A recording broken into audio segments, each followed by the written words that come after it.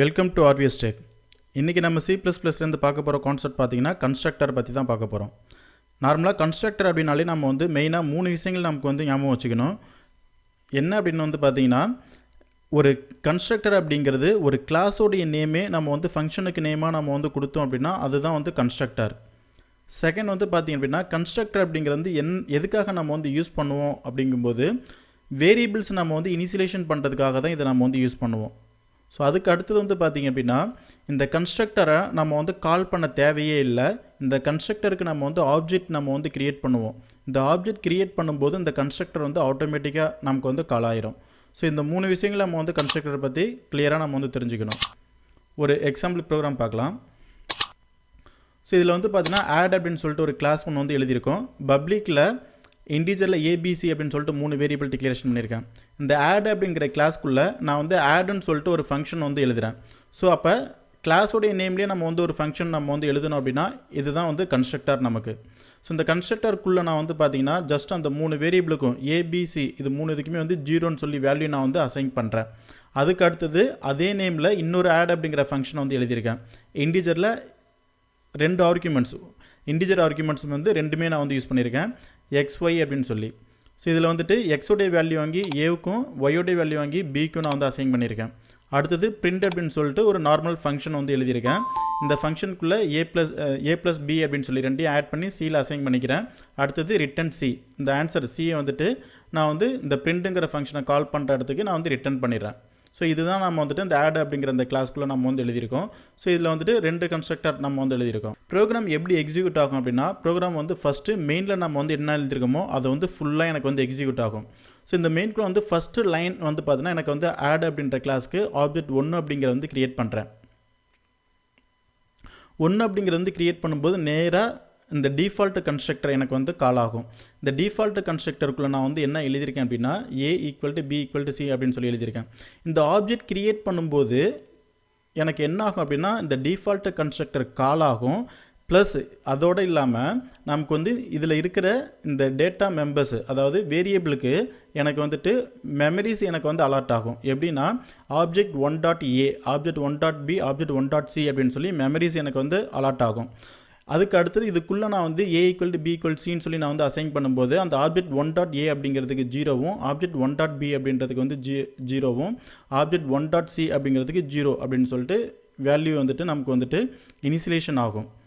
So அதுக்கு அடுத்தது பார்த்தீங்க அப்படின்னா ஆப்ஜெக்ட் 2 அப்படிங்கிறத நான் கிரியேட் பண்ணுறேன். ஆப்ஜெக்ட் 2 நான் அப்படின்றது கிரியேட் பண்ணும்போது ஸோ இதில் ஆப்ஜெக்ட் கிரியேட் பண்ணும்போது நான் 2 இன்டிஜர் நம்பர்ஸ் நான் வச்சு நான் கால் பண்ணுறேன். அப்படி இருக்கும்போது இதில் 2 அப்படிங்கிறத வாங்கி எக்ஸ்லேயும் 3 அப்படிங்கிறத வாங்கி ஒய்லையும் அசைன் பண்ணி வச்சுக்கும். ஸோ அப்போ இந்த இடத்துல பார்த்தீங்க அப்படின்னா அகைன் இதுக்குமே நமக்கு மெமரிஸ் அலர்ட் ஆகும். எப்படி அலர்ட் ஆகும் அப்படின்னு பார்த்தீங்கன்னா ஆப்ஜெக்ட் 2.a அடுத்து பார்த்தீங்கன்னா ஆப்ஜெக்ட் 2.b ஆப்ஜெக்ட் 2.c அப்படின்னு சொல்லி மெமரிஸ் எனக்கு அலர்ட் ஆகும். ஸோ இதில் பார்த்தீங்க அப்படின்னா எக்ஸ் அப்படிங்கிறத அதாவது ஆப்ஜெக்ட் கிரியேட் பண்ணும்போது 2, 3 அப்படின்னு சொல்லி நான் 2 ஆர்குமெண்ட்ஸ் பாஸ் பண்ணுறேன். 2 அப்படிங்கிறத எக்ஸில் ரிசீவ் பண்ணி ஏவு நான் அசைன் பண்ணியிருப்பேன். அதே போல் 3 அப்படிங்கிற வேல்யூவை ஒயில் நான் ரிசீவ் பண்ணி பிக்கு நான் அசைன் பண்ணுறேன். ஸோ பியில் 3ன்னு இருக்கும். ஆப்ஜெக்ட் 2.c அப்படிங்கிறது பிளாங்காக தான் நமக்கு இருக்கும். ஸோ அதுக்கு அடுத்தது எனக்கு என்ன ஆகும் அப்படின்னா ஸோ இந்த இடத்துல சி அவுட்டில் நான் ஆப்ஜெக்ட் ஏ ஆட் அப்படின்னு சொல்லி நான் பிரிண்ட் பண்ணியிருக்கேன். ஆப்ஜெக்ட் 1 ஆட் அப்படின்னு சொல்லி பிரிண்ட் பண்ணியிருக்கேன். ஸோ இது அப்படியே எனக்கு ஸ்க்ரீனில் பிரிண்ட் பண்ணிவிட்டு ஸோ அதுக்கு அடுத்த ஸ்டெப்பில் பார்த்தீங்கன்னா ஆப்ஜெக்ட் 1.print அப்படின்னு சொல்லி நான் கால் பண்ணுறேன். அதாவது print அப்படிங்கிற ஃபங்க்ஷனை கால் பண்ணும்போது ஆப்ஜெக்ட் 1ன்றதை வச்சு நான் கால் பண்ணுறேன். அப்போ கால் பண்ணும்போது எனக்கு நேராக print அப்படிங்கிற அந்த ஃபங்க்ஷனுக்கு கண்ட்ரோல் வரும். இப்போ இதில் பார்த்தீங்கன்னா C = A + B அப்படின்னு சொல்லிட்டு ஒரு ஈக்குவேஷன் நான் எழுதியிருக்கேன். ஸோ இந்த ஈக்குவேஷனுடைய மீனிங் என்ன அப்படின்னா object 1.c = object 1.a + object 1.b அப்படிங்கிறது தான் இதோடைய மீனிங். அப்போ ஆப்ஜெக்ட் 1.aவில் என்ன வேல்யூ இருக்குது அப்படின்னு பார்த்தீங்கன்னா 0 அப்படிங்கிற வேல்யூ இருக்குது. ஆப்ஜெக்ட் 1.bலையும் பார்த்தீங்கன்னா 0 அப்படிங்கிற வேல்யூ தான் இருக்குது. ஸோ இந்த 2 வேல்யூமே எனக்கு ஆட் பண்ணி எனக்கு ஆப்ஜெக்ட் 1.c அப்படிங்கிற லொக்கேஷனுக்கு C அப்படிங்கிற வேல்யூ தான் அசைன் ஆகும்.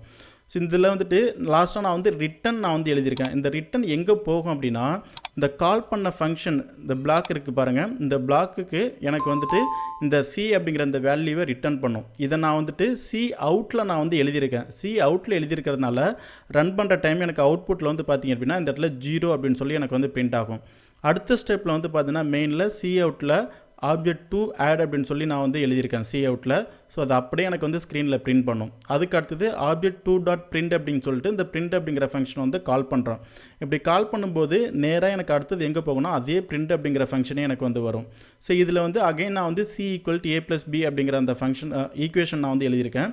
இந்த ஈக்குவேஷனுடைய மீனிங் என்ன அப்படின்னா, ஸோ இதுதான் object2.c = object2.a + object2.b அப்படிங்கிறது தான் இதோடைய மீனிங். இப்போ இதில் வந்து வேல்யூஸ் வந்து பார்த்தீங்கன்னா object2.a அப்படிங்கிறதுல வந்து 2 அப்படின்னு இருக்கும், object2.b அப்படிங்கிறதுல வந்து 3 அப்படிங்கிறது இருக்கும். ரெண்டு இதையும் ஆட் பண்ணி object2.c அப்படிங்கிறதுல வந்து 5 அப்படின்னு இருக்கும். சரிங்களா? இப்போ இந்த ஃபங்க்ஷன் கால் பண்ண இடம், இந்த இடத்துக்கு வந்து பார்த்தீங்கன்னா இந்த c அப்படிங்கிறது அகைன் எனக்கு வந்து வேல்யூஸ் வந்துட்டு இந்த இடத்துக்கு ரிட்டர்ன் பண்ணும். ஸோ அதை நான் வந்து c அவுட்டில் எழுதியிருக்கிறதுனால எனக்கு வந்து அப்படியே ஸ்க்ரீனில் வந்து 5 அப்படிங்கிறது வந்து பிரிண்ட் பண்ணிடும். ஸோ இதுதான் வந்து கன்ஸ்ட்ரக்டர் வந்து இப்படி தான் ஒர்க் ஆகும். ஸோ இதை வந்து ஒரு லைவ் ப்ரோக்ராம்ஸாகவே நம்ம வந்து பார்த்துடலாம் வாங்க. ஸோ இந்த இடத்துல வந்துட்டு ஜஸ்ட் ஆடுங்கிற கிளாஸு ப்ளஸ் மெயின் நான் வந்து எழுதி வச்சுருக்கேன். ஜஸ்ட் சின்டெக்ஸ் மட்டும் எழுதி வச்சுருக்கேன். இப்போ கிளாஸோடைய நேம், கிளாஸ்க்கு நேம் நம்ம வந்து ஆட் அப்படின்ட்டு தான் வச்சுருக்கோம். கிளாஸோடைய நேமே நான் ஒரு ஃபங்க்ஷனுக்கு நேமாக நான் வந்து கொடுத்து நான் வந்து எழுதுகிறேன். ஸோ இதில் வந்து பார்த்தீங்க அப்படின்னா வேரியபிள் டிக்ளரேஷன் பண்ணியிருக்கேன். அந்த வேரியபிள் நான் வந்துட்டு இனிஷியலேஷன் பண்ணுறேன். a = b = c அப்படின்னு சொல்லிட்டு 0 அப்படின்னு சொல்லி நான் வந்துட்டு அசைன் பண்ணியிருக்கேன். இந்த ஆட் அப்படிங்கிற கிளாஸ்க்கு நான் வந்து ஆப்ஜெக்ட் நான் வந்து க்ரியேட் பண்ணுறேன். obj1 அப்படின்னு சொல்லி க்ரியேட் பண்ணுறேன். இப்போ நார்மலாக இப்போ வந்துட்டு கன்ஸ்ட்ரக்டருடைய கான்செப்ட் என்ன அப்படின்னு பார்த்தீங்கன்னா, இந்த கிளாஸோடைய நேமே ஒரு ஃபங்க்ஷனுக்கு நேமாக நம்ம வந்து கொடுத்தோன்னா இதுதான் கன்ஸ்ட்ரக்டர் அப்படின்ட்டு சொல்லி நம்ம வந்து பார்த்தோம். ஒன்று, இந்த கன்ஸ்ட்ரக்டர் வந்து வேரியபிள் எல்லாத்தையும் நம்ம வந்து இனிஷியலேஷன் பண்ணுறதுக்காக தான் நம்ம வந்து யூஸ் பண்ணுவோம். இந்த செகண்டு, இந்த கன்ஸ்ட்ரக்டர் நம்ம வந்துட்டு ஒரு ஃபங்க்ஷனை கால் பண்ணுறது போல் இந்த கன்ஸ்ட்ரக்டரை கால் பண்ண தேவையில்ல. இந்த கன்ஸ்ட்ரக்டருக்கு நம்ம வந்து ஆப்ஜெக்ட் க்ரியேட் பண்ணும்போது இந்த கன்ஸ்ட்ரக்டர் ஆட்டோமேட்டிக்காக கால் ஆகிடும் அப்படின்றதையும் நம்ம வந்து சொல்லியிருப்போம். ஸோ இந்த இடத்துல நான் வந்துட்டு ஆட் அப்படிங்கிற அந்த கிளாஸுக்கு ஆப்ஜெக்ட் 1 நான் வந்து க்ரியேட் பண்ணியிருக்கேன். இந்த கன்ஸ்ட்ரக்டர் கால் ஆகுதா இல்லையான்னு சொல்லி ஒரு சி அவுட் நம்ம வந்து கொடுத்து செக் பண்ணி பார்க்கலாம்.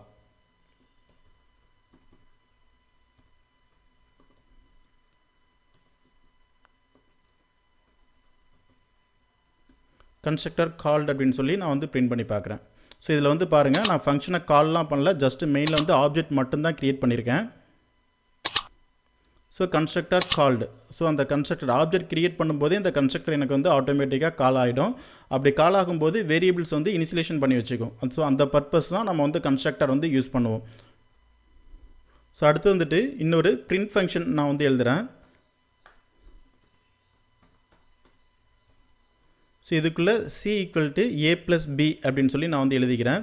எழுதிட்டு ரிட்டன் c, இந்த c அப்படிங்கிறது வந்து ரிட்டர்ன் பண்ணுறேன். c ரிட்டர்ன் பண்ணுறதுனால வாய்டுக்கு பதிலாக இந்த இங்கே வந்து நமக்கு வந்து இண்ட் அப்படிங்கிறதா வரும். ஏன்னா இன்டிஜர் வேல்யூ வந்து ரிட்டர்ன் பண்ணோம் அப்படிங்கிறதுனால. c அவுட்டில் object1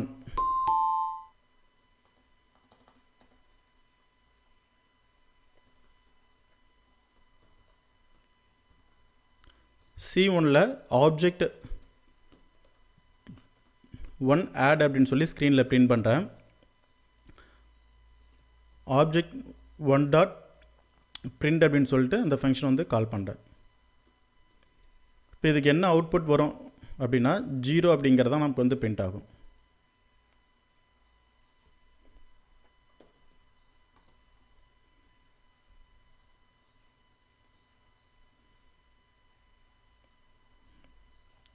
ஸோ இந்த ஆப்ஜெக்ட் நான் வந்துட்டு க்ரியேட் பண்ணும்போது கன்ஸ்ட்ரக்டர் 0ன்னு சொல்லி இனிஷியலேஷன் பண்ணிக்கும்.